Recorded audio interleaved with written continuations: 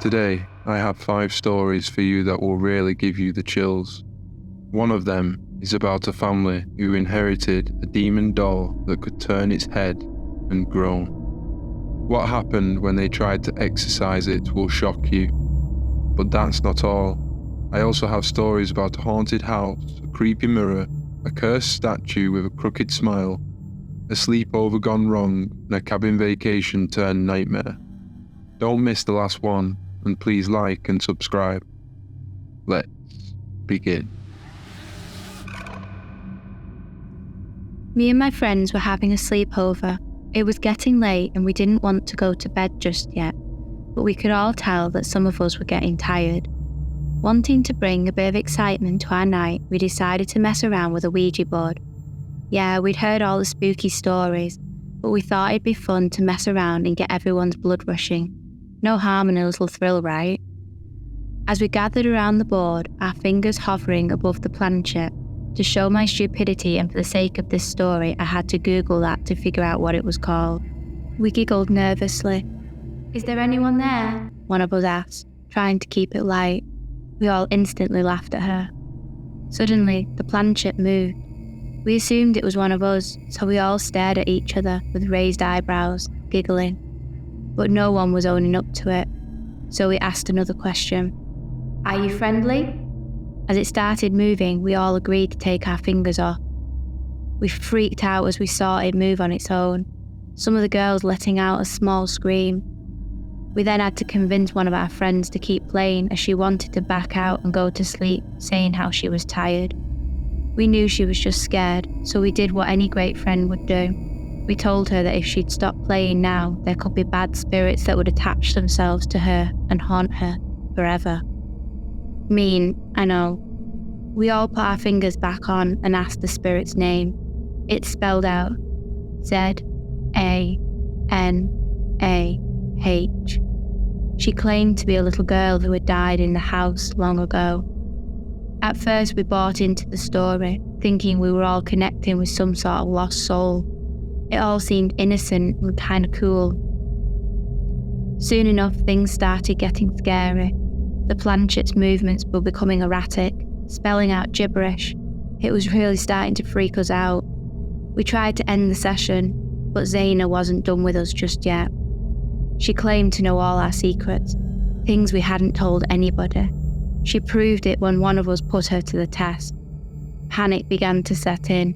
Some of us wanted to run, but we were too afraid to break the circle.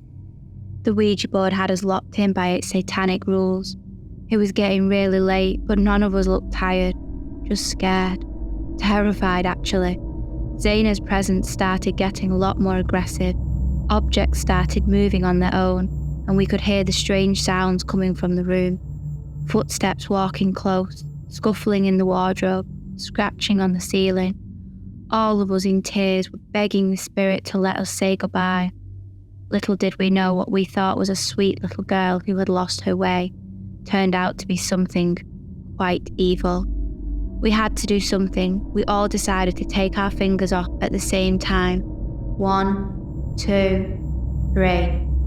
On the count of 3, we ran for the door. Everything in the room started to shake. Things were being thrown at us. A picture hit one of my friends in the back of the head. We ran to a friend's house a few doors down. We were in tears, shaking. I reached out to a spiritual medium and she instantly gave me a telling off over the phone for messing with Ouija boards. I told her everything. We slept at my friend's house and the medium arrived the next day with all her paraphernalia, crystals, candles, other mysterious objects. She could feel the bad energy in the room the moment she stepped inside. With her calm demeanour, the medium attempted to communicate with Zaina, asking her to leave us in peace. That's when I heard something scrape across the floor upstairs. It was intense. We could feel the pressure, the weight of what was about to come. The medium stood there chanting prayers and waving soft smoke around the living room. Then, bang, bang, bang. Something started banging on both the front door and the kitchen door as they both closed shut. Something fell behind me and I felt a scrape down my left calf. I remember the pain, the searing pain. I screamed, feeling like I was in real danger. The medium pulled me back and was waving the smoke around me. I felt protected, but also so vulnerable. The medium stopped chanting and it went quiet. I remember feeling her hand on my back as I lay on the floor crying. A gentle voice saying, "Don't worry, it's safe, it's gone." I thanked the medium with tears rolling down my face, grateful to be free from whatever we had released from the Ouija board. But the experience left a mark on me quite literally too. We learned the hard way. It's not something that you should be so easily accessible to. I can happily say that I no longer own one, and I will never touch one again. You might think it's all fun and games, but once you open that door, you may never know what or who you're inviting in. I still remember the day like it was yesterday. I, a skeptic turned paranormal investigator, had received an urgent call about an alleged haunting at an old house tucked away in the remote countryside. The drive to this house was an adventure in itself. The isolated road, the surrounding wilderness, and the dead silence did a fantastic job of setting the intimidating feel of my destination. The house stood there, a monolithic structure sitting among the green fields, its worn exterior clearly giving me a telltale sign of how long it's been sitting there and how little love has been put into it. The moment I stepped inside, I could feel a weight in the air. The echoes of the footsteps on the creaky floorboards were the only sounds you could hear bouncing off the walls. The family who called me seemed desperate and scared. They told me awful things that was happening within these very walls. Objects moving of their own accord, and certain areas in the house suddenly feel cold. The living room was where the intensity seemed to peak. The moment I walked in, I felt a shiver run down my back. The family's teenage daughter was sitting there. Her eyes were blank, and her voice had an unnatural tone to it as she was murmuring. Within a split second, she was screaming like a banshee, in a fit of rage. Her parents immediately pinned her down. Her strength seemed impossible for someone her age and size as she was fighting for control. Both the family and I believed she was possessed, and it was my job to remedy that. As I began the exorcism, I saw my breath leaving my mouth. The chill in the air made it harder for me to move my lips. Then it happened. The girl's body started to contort in an unnerving manner. Her movements inhuman. I heard her ribs snapping as I recited the prayers. I could feel a powerful resistance. She screamed my name and all sorts of profanity I do not wish to repeat here. Suddenly, the lights flickered and went out completely, plunging the room into darkness. The girl's voice shifted to a guttural, low growl. I could just about see the mother slowly backing away, holding her hands to her mouth. I could feel my heartbeat in my throat, but I had to continue the ritual. I had to get their daughter back. Putting my fear behind me, my voice resonating in the dark room, I sprinkled the holy water around the girl, and the entity within her shrieked with what sounded like an echo of voices, a sound so terrifying it made my hands shudder. The struggle went on for what seemed like an eternity. Finally, the presence dispersed. The girl's body went limp, the room became silent, and the cold temperature shifted. The lights flickered on, revealing a dazed girl and a clearly upset but relieved parent. The exorcism of this girl was one of my most challenging cases, a chilling experience that took every ounce of my courage and determination. But it was worth it. The girl was safe, and the parents finally had their daughter back. This happened to a friend of mine, and it's no joke. A few years back, my buddy Jenna moved into this quaint little apartment. It was a charming sort of place that had seen its fair share of history. Anyway, she's got this thing for antiques, and one day she comes across this traditional-looking mirror at a thrift store. It's all ornate and grand with intricate carvings, including that of a creepy face. Honestly, I have no idea why she bought it in the first place. But Jenna's like, hey, it's unique and it's going to be perfect for my place. First few days, everything seems cool, but then strange stuff starts happening. Whenever Jenna looks into the mirror, her reflection acts all wonky and distorted. It freaks her out, but somehow wasn't enough for her to be put off by it. Things escalate from there, and soon the reflections start doing things that she's not doing. It'll smirk when she's not smirking, and sometimes it even mouths words when she's not speaking. Fucking freaky, right? And get this, the mirror's surface would be ice cold to touch, no matter what the room's temperature was. At this point, Jenna was terrified out of her wits. She spills her guts to her neighbour Chris, who is a superstitious believer in the supernatural. She calls me round for a bit of creature comfort. At first, Chris is sceptical, but then he sees it with his own eyes. Chris suggests we try cleansing the mirror. We look up all sorts of rituals and stuff on the internet. That's when things started to take a turn. As we started cleansing, the mirror started to fog up, but not like regular condensation, more like swirling shapes forming on the glass.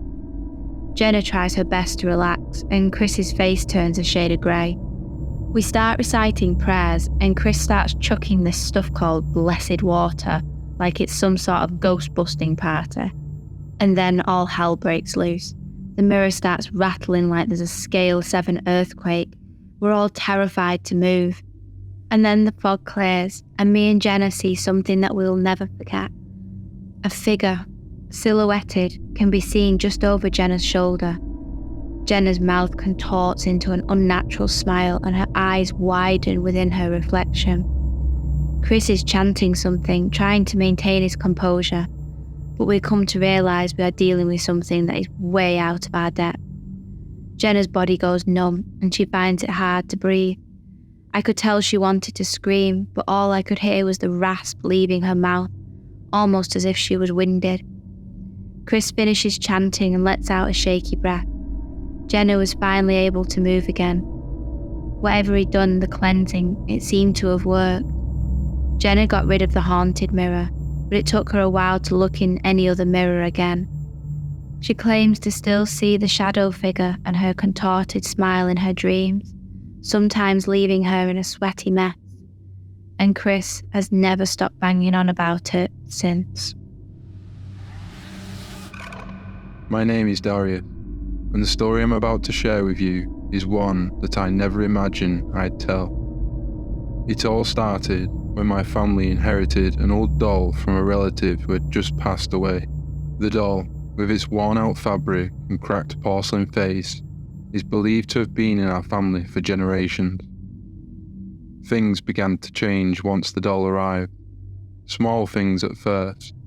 Doors would crack open by themselves, the lights would flicker, and there would be cold spots in the house. But that was the tip of the iceberg. The doll seemed to move around the house on its own. We'd find it in really odd places like next to the TV and behind the kitchen bin. It took a while for us to get past the point of thinking we was pranking each other, and that's where it got serious for us. We would always put it back in the box it came in. We would put it in the back of the cupboard used for storage, somewhere where our 6-year-old daughter couldn't reach. My wife and I tried to brush the strange occurrences off as just that, strange occurrences. We obviously didn't believe in the paranormal in the slightest, but this would all change. As days turned into weeks, the happenings escalated. Our daughter, for the sake of the story I will call her Emily, began talking to the doll. Again, we rationalised this. It's quite normal for her to talk to dollies, but she said the doll told her stories. Stories that a 6-year-old girl couldn't possibly know. For those of you wondering why the doll isn't in a landfill at this point in the story, we kept hold of the doll because we was told it was worth a great deal even in the condition it was in. We was planning on getting it to an auction as we had no need to keep it, nor did we want to pass it down to our daughter. The next thing that happened changed our beliefs forever. I was out working, My wife was baking in the kitchen and our daughter was in the living room playing. This is when she heard our daughter scream. My wife goes running into the living room. As she turns the corner, she sees Emily crying sat on the floor, and just in front of her was the doll. And not only that, this porcelain doll slowly turned its head towards my wife. We decided between us to just get rid of the doll. That's when we realised something was terribly wrong. We did a bit of research and came to believe the doll was possessed, and getting rid of the doll isn't in our best option. So we decided to seek help. We live in a small town, and we was told the local priest has some experience with the supernatural. We invited him to our home, hoping that he could shed some light on our unsettling situation. The priest arrived the next evening, his presence bringing a sense of calm to our troubled minds. He agreed to perform an exorcism on the doll. As he started the ritual, things became real and tense. Emily, who had formed an unnerving attachment to the doll, was with her mum in the bedroom away from the drama. As the priest recited his prayers, there was a sudden gust of wind that blew out the candles he had lit. The room went dark as the lamp fell off the table and smashed on the floor, and for a moment it was quiet as the priest stopped talking. The next moment, the doll's glassy eyes seemed to pulsate, and its body looked to be shaking, but in a strange way. I struggle to describe it to this day. The priest continued the exorcism, the tension building with each passing minute. Then, I kid you not, a deep, low-toned growl came from the doll, and then silence. The doll slowly slumped over on its side. It's strange, but I could already feel that it was now just a porcelain doll lay on my hardwood floor, and nothing else. It no longer had that eerie feeling it used to give me when I looked at it. The strange occurrences stopped after that night. The priest took the doll away, promising to dispose of it properly. We was more than happy for him to do so. Our house felt peaceful again, and Emily never spoke of it again, not even one mention of that demonic doll. I work at my local museum, curating the ancient history section. I was invited on an archaeological dig over in Egypt, near Thebes, off in the desert. It was only a few minutes into us getting there that one of the team found something of interest. It was a small statue of a woman no bigger than 30 centimetres tall. It wasn't in the greatest of condition, so we had to handle it with extreme care. We were given the go-ahead to bring it back to our museum for examination. Little did we know what repercussions we would face. I can remember when it was first wheeled into the museum and placed on display for all to see. Its eyes seemed to follow you around the room, similar to the Mona Lisa. The creepiest detail, though, was the extended grin that was chiselled into her face. It reminded me of one of those jokers. Very strange for an ancient Egyptian statue to be grinning. A few weeks before, whilst being examined, a few of the staff that were handling it had some very unpleasant experiences. 2 of them had their cars written off. 3 other staff had become really sick, nothing life-threatening, but they were off for a week or so. Because of this, it was jokingly given the name the Curse of the Crooked Smile. As days passed, whilst it was on display, things started getting really weird. Late-night staff swore that they heard a faint whisper from random locations within the building. Visitors would come to us with either concern or excitement, claiming that they saw the statue's face change, and some visitors had to sit down because they felt dizzy or nauseous while walking about the halls. One night when I was working late, I saw something that I couldn't quite explain. I saw it with my own eyes. The relic's mouth seemed to twitch. I suddenly felt dizzy, my legs weakened, my heart beating faster. I wanted to turn and walk away, but my legs wouldn't move. That was the last straw. I needed proof that this thing was truly haunted, or there was something else at play. I got the all clear to call in some expert backup, so we brought in this paranormal investigator. Quite a quirky little dude with a knack for the supernatural. It was after hours in the museum. The investigator did his thing, setting up different cameras, sensors and audio equipment. hoping to get a glimpse of what was truly happening. Then we saw it. One of the cameras caught something chilling on a live recording, a shadowy figure moving through the exhibit. It was manoeuvring through the building, showing on multiple cameras. Then it disappeared. The investigator went to check it out and made his way towards the statue whilst I watched him in real time on the monitors. I saw him standing a metre from the statue, asking it different questions. Then he froze. He stopped talking. On the same camera, I could see a black shadow figure appear behind the corner, and it seemed to be looking right at him. It then seemed to drop to the floor in a very strange manner and manoeuvre its way towards him, getting less and less visible the closer it got. Then it disappeared. The investigator was able to move again. He didn't hang around long after that. A week soon passed by, and word spread and staff became more paranoid. No one wanted to turn up for work, and a few were asking for transfers, including myself. Some of the artefacts that we had in the back would go missing and reappear in places they clearly shouldn't be. Enough was enough. Last I'd heard, it had been taken off display and sealed away, locked in a heavily fortified case, hoping to contain whatever was in there. I left the job soon after, and the museum still remains open, although I won't tell you which one it is. You can believe me or not, but I won't forget, and I still wonder to this day if it still resides within the museum.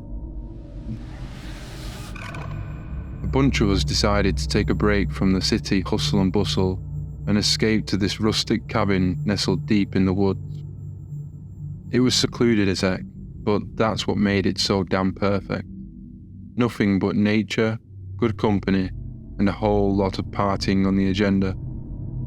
The first day was all fun and games. We hiked, laughed, and sipped on some booze by the campfire as the sun dipped below the horizon. Then, as the night crept in, things got freaky. One of the guys, let's call him Jake, started acting strange. Real strange. His eyes were distant, and his voice took on this unnerving monotone. At first, we thought he was just pulling some prank, trying to scare us in the spooky setting. But then, he said things that would really start to scare us. Things he couldn't have known, really personal stuff. It was almost like he was hollow inside, but being puppeteered. He was creeping us out. We tried to snap Jake out of it, but nothing would work. It was like he was a man possessed. It really killed the vibe, and we thought it would be best to try and usher him back to bed. In the moment, Jake's face contorted into a menacing grin, and his body moved in ways no human should move. We all backed off whilst trying to talk to him, trying to get through to him. But all we got was a deep, monotone voice laughing at us, swearing at us, really laying into us verbally, all whilst giving us a menacing grin. I stood my ground whilst the rest of my friends kept their distance. I told him things don't have to get nasty, asking him if he was okay. And in that moment, for a split second, I heard him. I heard Jake. Not that monotone monster, but it didn't last long. He threw me up against the tree and held a stick to my eye. That's when all my friends rushed and pinned Jake to the ground. He was strong, unbelievably strong. We must have been with him for a couple of hours, pinning him to the ground whilst talking to him, trying to bring him round. Slowly but surely, he settled down and became his normal self. Dazed, but he was back. Our time at the cabin came to an abrupt end as we all packed up for the night and headed back home. If you've enjoyed these stories, don't forget to like and subscribe for more spine-tingling content. Stay safe and be careful.